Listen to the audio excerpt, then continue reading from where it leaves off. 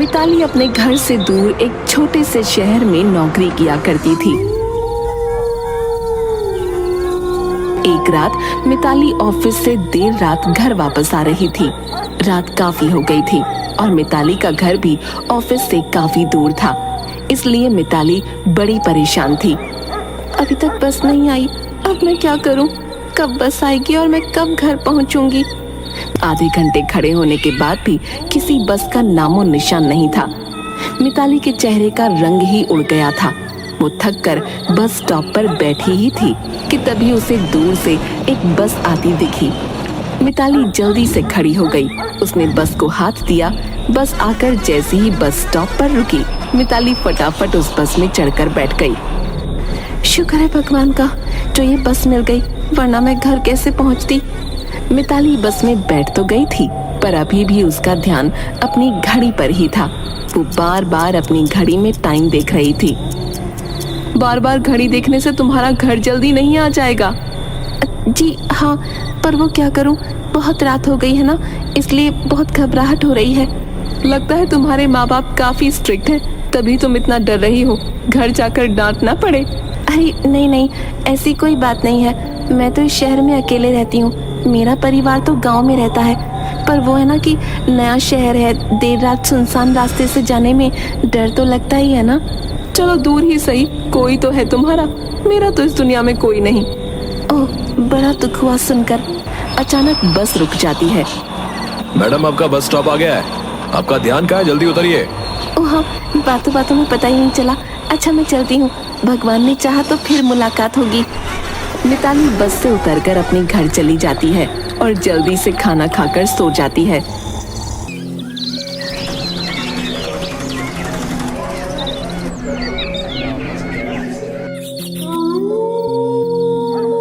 इत्तेफाक से अगले दिन भी ऑफिस से आते वक्त मिताली को वही औरत दोबारा मिल जाती है। दोनों के बीच काफी बातें होती हैं और अब तो वो औरत मिताली को रोज ही मिल जाती। बड़ा ही अजीब इत्तेफाक है, मैं किसी भी वक्त ऑफिस से निकलूं, पर तुम मुझे रोज उसी बस में मिल जाती हो। सही कहा तुमने, शायद ऊपर वाला हमको बार बार मिलवाना चाहता है। मिताली और सुजाता की कुछ ही दिनों में काफी गहरी दोस्ती हो जाती है। दोनों इतनी अच्छी दोस्त बन जाती हैं कि एक दिन मिताली खुद सुजाता से अपने साथ रहने को बोलती है, क्योंकि सुजाता का भी इस दुनिया में कोई नहीं था, इसलिए वो खुशी खुशी मान जाती है। अब दोनों हंसी खुशी एक साथ रहने लगती हैं और दोनों को ही अब अकेलापन महसूस नहीं होता। रोज सुबह दोनों अपने अपने काम के लिए निकल जाती और रात को ही मिलती। एक दिन जब सुजाता ऑफिस के लिए निकल ही रही थी कि उसके बैग से अचानक एक खिलौना गिरा। बहुत ही छोटे बच्चे का खिलौना था वो। सुजाता एकदम घबरा गई और उसने झट से वो खिलौना उठाकर वापस बैग में रख लिया और वो ऑफिस के लिए निकल गई। इसके बैग में आखिर खिलौना क्या कर रहा था? ये तो बोल रही थी कि इसका दुनिया में कोई भी नहीं, और खिलौना गिरते ही एकदम ये हड़बड़ा भी गई थी। कुछ तो बात है, मुझे इस पर नजर रखनी होगी। मिताली भी ऑफिस के लिए निकल जाती है।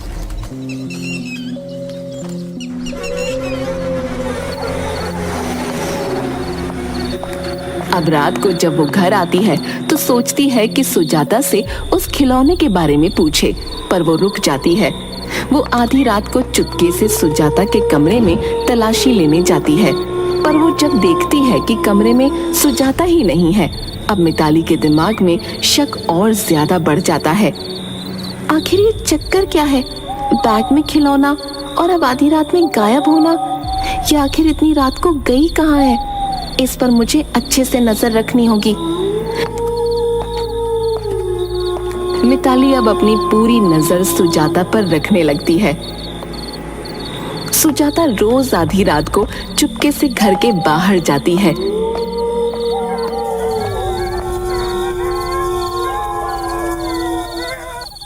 एक रात तो मिताली भी सुजाता के पीछे पीछे निकल पड़ती है। पीछा करते हुए वो एक हॉस्पिटल तक पहुंच जाती है। सुजाता हॉस्पिटल के अंदर चली जाती है और मिताली अब और सोच में पड़ जाती है। ये रोज आधी रात को हॉस्पिटल में क्या करने आती है? आखिर कौन है इसका हॉस्पिटल में? इसने बोला था इसका दुनिया में कोई भी नहीं, और आधी रात को छुप कर ही क्यों? मुझे तो लगता है इसके चक्कर में मैं पागल ही हो जाऊंगी।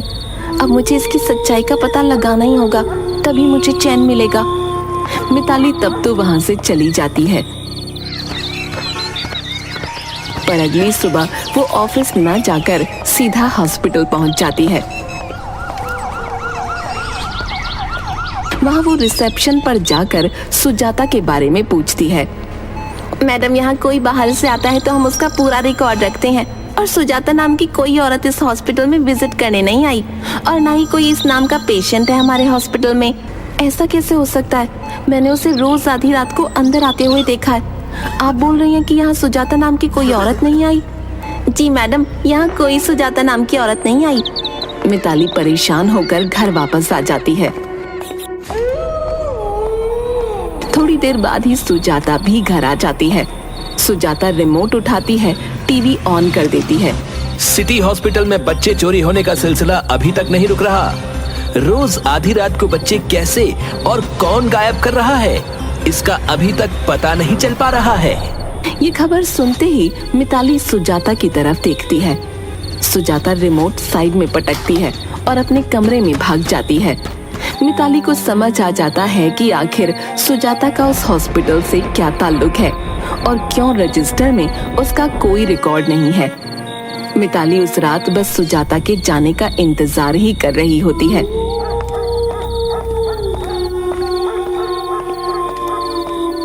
पर इस बार वो उसका पीछा न करके उसका सारा सामान चेक करती है। उसके सारे बैग खाली कर देती है। मिताली जब बैग खाली कर रही होती है तो उसकी आंखें फटी की फटी रह जाती हैं। उस बैग से ढेर सारे छोटे छोटे कपड़े निकलते हैं। ये औरत पक्का कोई पागल है जो बच्चों को चुराती है और फिर उनके कपड़े संभाल कर रखती है। पर फिर ये उन बच्चों के साथ करती क्या है? मिताली वो सब कपड़े वापस बैग में भर ही रही होती है कि अचानक उसके हाथ में एक धागा फंस जाता है। मिताली उस धागे को निकालती है और उसमें एक बंद लॉकेट भी होता है। मिताली जब उस लॉकेट को खोलती है तो वहीं जमीन पर बैठ जाती है। उसके चेहरे का रंग एकदम उड़ चुका होता है। उस लॉकेट में फोटो होती है जिसमें सुजाता ने एक छोटे बच्चे को गोद में ले रखा होता है। मिताली उसी वक्त खड़ी होती है और फटाफट अपनी सहेली के घर जाती है। अरे मिताली, तू क्या हुआ? तू इतनी घबराई हुई क्यों है? सच सच बता, राहुल तेरा ही बच्चा है? ये तो क्या बकवास कर रही है मिताली? राहुल मेरा बेटा है। शीतल, मुझसे झूठ मत बोलना, मुझे सच सच बता दे, क्योंकि अब मैं सब जानती हूँ। क्या मतलब है तेरा? राहुल मेरा बच्चा है, सब जानते हैं। नहीं, नहीं है ये तेरा बच्चा। समझी? झूठ बोला तूने सबसे। हाँ, मैंने इसे खरीदा है, पर अब ये मेरा बच्चा है, समझी? मेरी जान है ये। तूने किसी दूसरे का बच्चा कैसे छीना? कैसे शीतल? क्या करती मैं? मेरे बच्चे नहीं हो सकते थे, और मेरे सास ससुर ने बोल दिया था कि अगर तेरे बच्चे नहीं हो सकते तो हम तुझे नहीं रखेंगे। इसलिए मैंने 9 महीने प्रेग्नेंट होने का नाटक किया, और वो हमें एक औरत ने सिटी हॉस्पिटल में किसी का बच्चा चुराकर हमको बेच दिया। हमने बहुत बड़ी रकम दी है इसकी। वाह शीतल वाह, तूने अपनी खुशी के लिए किसी और का बच्चा चुरा लिया। तुझे पता है, आज भी इसकी माँ आधी रात को अपना बच्चा उस हॉस्पिटल में ढूंढने जाती है। उसे लगता है कि काश आज उसे उसका बच्चा मिल जाएगा, काश आज मिल जाएगा। तू कैसे जानती है इसकी माँ को? क्योंकि वो मेरे साथ ही रहती है। मैं तो उसे ही बच्चा चुराने वाला समझ रही थी, पर वो तो मुझे उसके सामान में ये लॉकेट मिला जिसमें एक फोटो थी, और उस फोटो में वो अपने बच्चे के साथ थी जो उसने बच्चा पैदा होने के तुरंत बाद ही ली होगी। उसके बाद वो कभी अपने बच्चे से नहीं मिल पाई, क्योंकि तुमने उसका बच्चा चुरवा लिया। क्यों करते हैं लोग ऐसा? कैसे किसी माँ से उसका बच्चा छीनकर खुद एक माँ बन सकती हो? माँ तो माँ होती है ना, तो क्या माँ ऐसी होती है? मुझसे गलती हो गई मिताली, मैं डर गई थी, और फिर जब वो औरत मुझे मिली तो मुझे एक उम्मीद मिली। मैंने उसके अलावा कुछ सोचा ही नहीं। ये मेरी गलती है, हाँ शीतल, ये तेरी ही गलती है और तुझे अभी के अभी मेरे साथ चलना होगा। आज तुझे 2 काम करने हैं। 2 काम कौन से? जो औरत उस हॉस्पिटल से बच्चा चुराती है तो उसको पुलिस में पकड़वा सकती है, क्योंकि तू ही जानती है कि आखिर वो है कौन। और दूसरा, अभी राहुल को इसकी माँ के पास वापस देना होगा। नहीं मिताली, ये मुझसे ना होगा। मैं राहुल के बिना कैसे रहूंगी? मैं मर जाऊंगी। इसकी माँ सुजाता, वो भी इसके बिना रोज मर ही रही है। शीतल, तू ये पाप अपने सर लेकर जी पाएगी क्या? बोल। शीतल अपने सीने पर पत्थर रखकर राहुल को लेकर आती है और वो मिताली के घर जाते हैं। मिताली दरवाजा खोलती है तो सामने सुजाता बैठी होती है। सुजाता, मैं तुमसे मिलवाने किसी को लेकर आई हूँ। क्या मिलना चाहोगी तुम मुझसे? मुझसे मिलवाने? पर किसे? मिताली लॉकेट खोलकर दिखाती है। इसे, तुम्हारे बच्चे को। मेरा बच्चा कहाँ है? मेरा बच्चा कब से ढूंढ रही हूँ मैं इसे, मिलता ही नहीं। जाने कहाँ खो गया है। बताओ ना, कहाँ है मेरा बच्चा? शीतल, ले आओ राहुल को। शीतल उसी बच्चे को गोद में लेकर सुजाता के सामने आती है। मुझे माफ कर दो, मैंने हॉस्पिटल से तुम्हारा बच्चा चुराया था। मुझसे गलती हो गई। ये लो अपना बच्चा, अभी तुम्हारे पास ही रहेगा। काश तुम इसे पहले मेरे पास ले आई होती। काश मैं इसे गोद में ले पाती, इसे अपने साथ रख पाती। काश। ऐसा क्यों बोल रही हो? अभी भी तुम इसे अपने पास रख सकती हो। माँ।